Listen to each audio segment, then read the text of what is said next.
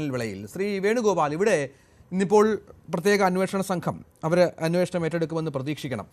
അവരെ case register ചെയ്തിട്ടുണ്ട് vigilance ആസ്ഥാനത്ത്. അതിനുശേഷം 9 പ്രതികൾ 10 പ്രതികൾ മൊത്തം 10 പ്രതികളെ ഇതുമായി ബന്ധപ്പെട്ട് അവരെ പ്രതി ചേർത്തിട്ടുണ്ട്. നമുക്കറിയാം ഇന്നലത്തെ കോടതിയുടെ ഉത്തരവിൽ പറഞ്ഞിരിക്കുന്ന വളരെ പ്രധാനപ്പെട്ട ഒരുപക്ഷെ അസാധാരണമായ കോടതി വിധി എന്നൊക്കെ വേണമെങ്കിൽ പറയാം. അത്രത്തോളം കോടതിക്കും ഞെട്ടലുണ്ടാക്കിയ തരത്തിലുള്ള തെളിവുകളാണ്. എങ്ങനെ സംഭവിച്ചു എന്നൊക്കെ അത്ഭുതം കൂറുന്നുണ്ട് കോടതി വിഷയവുമായൊക്കെ ബന്ധപ്പെട്ട്. ഒരുപക്ഷെ നമ്മൾ കേട്ടിടത്തോളം ശബരിമലയുമായി ബന്ധപ്പെട്ട് നിരവധി ഇതിനു മുൻപും സംഭവവികാസങ്ങൾ ഉണ്ടായിട്ടുണ്ട് എങ്കിൽ പോലും ജനം മൂക്കത്ത് വിരൽ വെക്കുന്ന തരത്തിലുള്ള കടത്തലുകൾ, അതും ഉദ്യോഗസ്ഥരുടെ ഈ പറഞ്ഞതുപോലെ ഒരുപക്ഷെ ദേവസ്വം പ്രതിനിധികളായുള്ള ആളുകളുടെയൊക്കെ അറിവോടെ നടന്നു. എന്നിട്ടും ഇപ്പോൾ നടക്കുന്ന ഒരു ഡിഫൻസ് അതെന്ത് വേണം മനസ്സിലാക്കാൻ കൃത്യമായി തന്നെ ഗൂഢാലോചനയിലേക്ക് ഇതുമായി ബന്ധപ്പെട്ട പങ്കാളിത്തം വഹിച്ചവരിലേക്ക് അന്വേഷണം പോകുമെന്ന് അല്ലെങ്കിൽ അവർ പ്രതികളാകുമെന്ന് താങ്കൾ വിശ്വസിക്കുന്നുണ്ടോ? ഒരിക്കലും ഇല്ല എന്ന് മാത്രമല്ല, കുറേ ഈയാമ്പാറ്റകൾ ഇതിൻ്റെ പ്രതിക്കൂട്ടിൽ വരികയും അവർ ജയിലിൽ അടയ്ക്കപ്പെടുകയും ചെയ്യുമെന്നുള്ളത് സംശയമില്ല. കാരണം ഹൈക്കോടതിയാണ് ഇടപെട്ടിരിക്കുന്നത്.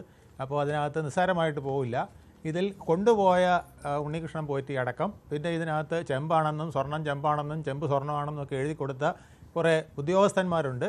AO എന്നും അവിടുത്തെ കമ്മീഷണർമാരെന്നും ഒക്കെ പറഞ്ഞ് ഇരിക്കുന്ന കുറേ പേരുണ്ട്.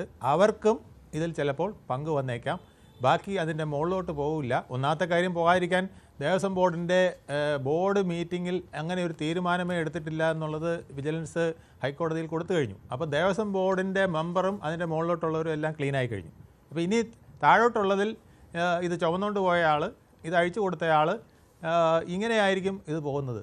ഇതൊന്നും ഫലപ്രാപ്തിയിലെത്തുകയില്ല. സുപ്രീം കോടതി നേരിട്ട് നടത്തിയാൽ പോലും ഇത് ഫലപ്രാപ്തിയിലെത്തില്ല. കാരണം ഇതിനകത്ത് കോടതിക്ക് ഒരു പരിധിയുണ്ട്. കോടതിക്ക് ഇപ്പോൾ KT ശങ്കരൻ ജസ്റ്റിസിനെ വിട്ടു, അത് പരിശോധിക്കാനായിട്ട് വിട്ടു എന്നുള്ളത് സത്യം തന്നെയാണ്. പക്ഷേ ഇൻവെസ്റ്റിഗേഷന് ഡയറക്റ്റായിട്ട് ഹൈക്കോടതിക്ക് വരാൻ കഴിയില്ല. അപ്പോൾ അത് SITക്ക് തന്നെ ആയിരിക്കും ഏൽപ്പിക്കുക. അപ്പോൾ SITയുടെ അന്വേഷണത്തിൽ ഒരു പരിധിയുണ്ട്. ആ പരിധിക്കപ്പുറം അവർക്ക് പോകാൻ കഴിയില്ല എന്നുള്ളത് ഉറപ്പാണ്.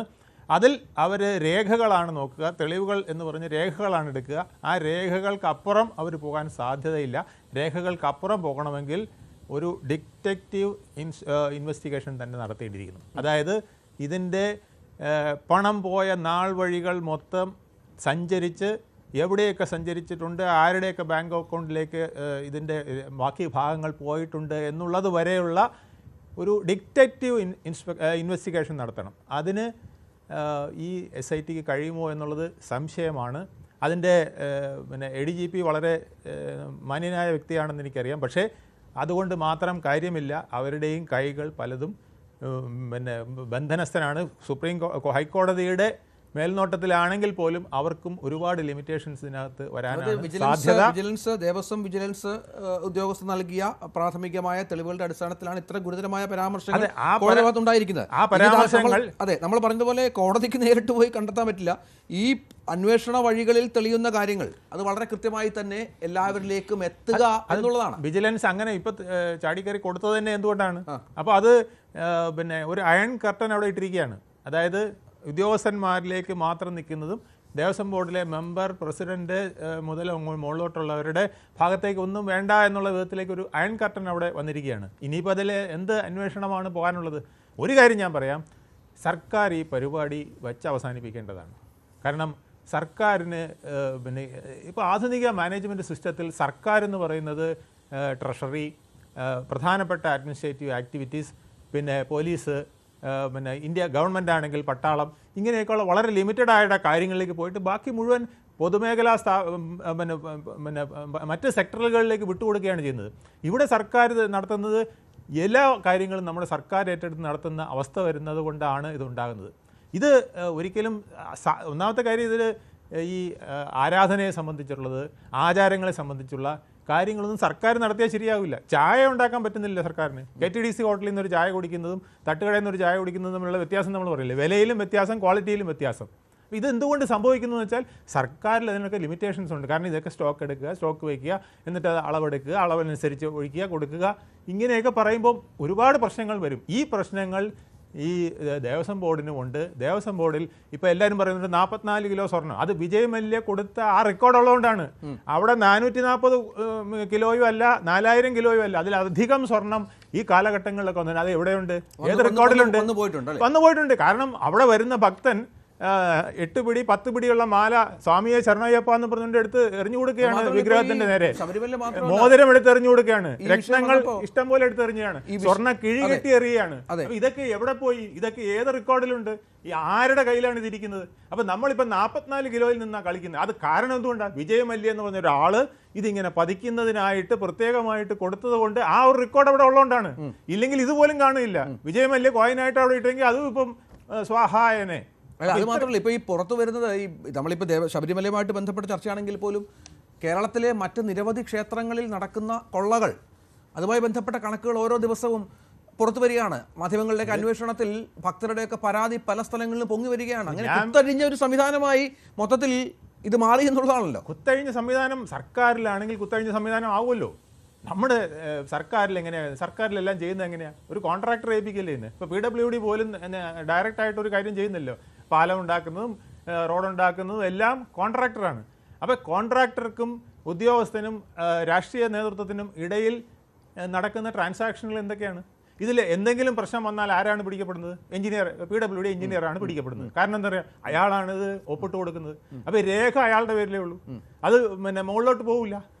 ഇത് റെക്കമെൻഡ് ചെയ്യാനായിട്ട് ചിലപ്പോൾ വന്ന MLA ഇത് ഇങ്ങനെ രീതിയിൽ തന്നെ ചെയ്യണമെന്ന് പറഞ്ഞാൽ മന്ത്രിയോ ഒന്നും അതിനകത്ത് ഒരിക്കലും വരികയില്ല.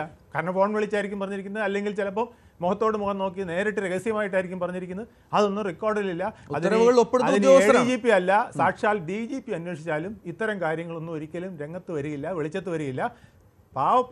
പാവപ്പെട്ടെന്ന് ഞാൻ പറഞ്ഞില്ല, ഇതിനൊപ്പം ഒത്തുനിന്ന് കളിക്കുന്ന കുറേ ഉദ്യോഗസ്ഥന്മാർ, അവർ നല്ല എല്ലാം പഠിച്ചവർ തന്നെയാണ്. എല്ലാ വിഷവും അവരുടെ ഉള്ളിൽ ഉണ്ടാവാം. പക്ഷേ അത്തരത്തിലുള്ള കുറേ ഉദ്യോഗസ്ഥന്മാർ സർക്കാരിലുണ്ട്, പൊതുമേഖലാ സ്ഥാപനത്തിലുണ്ട്, ദേവസ്വം ബോർഡിലുമുണ്ട്. ഇതിൽ നല്ലവർ ഒത്തിരി പേരുണ്ട്. പക്ഷേ അവരെയൊക്കെ മാറ്റി, സർക്കാരിൽ ചെയ്യുന്ന പോലെ തന്നെ നല്ല ഉദ്യോഗസ്ഥനെ മാറ്റി നിർത്തും. കുഴപ്പക്കാരനായവനെ അവൻ മിടുക്കനാണെന്നും പറഞ്ഞുകൊണ്ട് പോസ്റ്റ് ചെയ്യുകയും ചെയ്യും. എന്തെങ്കിലും കൂടുതൽ മിടുക്ക് കാണിച്ചിട്ടുണ്ടെങ്കിൽ അയാൾക്ക് മിക്കവാറും ട്രാൻസ്ഫർ ആയിരിക്കും, സസ്പെൻഷൻ ആയിരിക്കും, അല്ലെങ്കിൽ ഏറ്റവും കൊള്ളാത്തൊരു വകുപ്പിലേക്ക് പോസ്റ്റ് ചെയ്യും.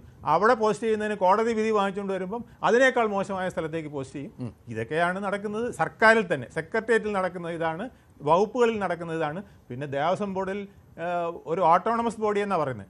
ഓട്ടോണമസ് ബോഡി എന്ന് പേര് മാത്രമേ ഉള്ളൂ. ഇത് ഒരു ഓട്ടോണമസി ഇല്ല. അതെല്ലാം ഓരോരുത്തരുടെ കൈകളിൽ നിക്ഷിപ്തമായി നിൽക്കുകയാണ്. ഇത് ശരിക്കും പറഞ്ഞാൽ ഇന്നത്തെ ദേവസ്വം ബോർഡ് പ്രസിഡന്റൊക്കെ ആലോചിക്കേണ്ടതാണിത്. മന്നത്ത് പത്മനാഭൻ ഇരുന്ന കസേരയാണ്, ആർ ശങ്കർ ഇരുന്ന കസേരയിലാണ് ഇവരൊക്കെ ഇരിക്കുന്നത്. മനസ്സിലായില്ലേ? ഹിന്ദുക്കളുടെ താല്പര്യങ്ങൾക്കായിട്ട് സ്വന്തം ജീവൻ പോലും ത്യജിച്ചുകൊണ്ട് ജീവിതകാലം മുഴുവൻ പ്രവർത്തിച്ച ഹിന്ദു നേതാക്കളൊക്കെ ഇരുന്ന സ്ഥലത്താണ് ഇവരൊക്കെ ഇരിക്കുന്നത്. അവരൊക്കെ പൂർണ്ണമായി, അന്ന് ദേവസ്വം ബോർഡ് പോലും ഇല്ല. 1949 ആർ ശങ്കറും മന്നത്ത് പത്മനാഭനും കൂടെ ചേർന്നാണ് ഇങ്ങനെ ഒരു ദേവസ്വം ബോർഡ് ഉണ്ടാക്കുന്നതിന് വേണ്ടിയിട്ട് ശ്രമിച്ചത്. എന്നിട്ട് അവരാണ് ഇതിന് രൂപം കൊടുത്തത്. അത് കഴിഞ്ഞിട്ടാണ് ഇത് തിരുവിതാംകൂർ കൊച്ചിൻ ദേവസ്വത്തിൻ്റെ കയ്യിൽ, ഗവൺമെൻറ്റിൻ്റെ കയ്യിൽ വന്നത്, തിരുക്കൊച്ചി ഏകീകരണത്തോടു കൂടി. അത് കഴിഞ്ഞ് 57 കേരള സർക്കാർ ഉണ്ടായപ്പോഴാണ് ഇത് മുഴുവൻ സർക്കാരിൻ്റെ കൈവശം വന്നത്. ആ സർക്കാരിൻ്റെ കൈവശം വന്ന് പൂർണ്ണമായി ഇങ്ങനെ ആയതോടു കൂടിയാണ് അവിടെ ഭക്തർക്ക് സ്ഥാനമില്ല, ഭക്തിയുള്ളവർക്ക് ദേവസ്വം ബോർഡിൽ സ്ഥാനമില്ലാതായി. വിഭക്തിയുള്ളവരാണ് അവിടെ ഇരിക്കുന്നത്. വിഭക്തിയുള്ളവർ ഇരിക്കുമ്പോൾ അവർക്ക് ഇതുപോലെ എന്തും കാണിക്കാം. അതുകൊണ്ടാണ് ദേവസ്വം ബോർഡിൽ എന്ത് പരീക്ഷണം നടത്തിയാലും വിജയിക്കാത്തത്. അതുകൊണ്ട് ഇത് എത്രയും പെട്ടെന്ന് സർക്കാർ ചെയ്യേണ്ടത്, സർക്കാരിന് ആത്മാർത്ഥതയുണ്ടെങ്കിൽ ഇത് ഒരു ഹിന്ദു സമൂഹത്തിൻ്റെ സ്ഥാപനമാക്കി ഇത് മാറ്റിയെടുക്കാനുള്ള നിയമ നടപടികളടക്കം, അതിൽ പഴുതുകളില്ലാതെ ആർക്കും പരാതിയില്ലാതെ ഒരു ഭരണഘടന ഉണ്ടാക്കിക്കൊണ്ട്, ഒരു നിയമാവലി ഉണ്ടാക്കിക്കൊണ്ട് ഇത് മാറ്റിക്കൊടുത്തില്ലെങ്കിൽ ഇനിയും ഈ 44 കിലോ വിജയ് മല്യയുടെ റെക്കോർഡിലുള്ളതുകൊണ്ടാണ് ഞാൻ ഉറപ്പ് പറയുന്നു, അവിടെ 400 കിലോയോ അല്ല 4000 കിലോയോ അല്ല, ഈ കാലഘട്ടത്തിൽ നഷ്ടപ്പെട്ടുള്ള നിരവധി കിലോ സ്വർണ്ണങ്ങൾ, പാവപ്പെട്ട ഭക്തർ കൊടുത്ത സ്വർണ്ണങ്ങൾ എവിടെ പോയി എന്ന് സുപ്രീം കോടതിയും കണ്ടുപിടിക്കില്ല, ഹൈക്കോടതിയും കണ്ടുപിടിക്കാൻ പറ്റില്ല. നേരത്തെ സാങ്കേതിക പ്രശ്നം ഉണ്ടായിരുന്നു, അത് മാറിയെന്ന് പ്രതീക്ഷിക്കുന്നു. താങ്കൾക്ക്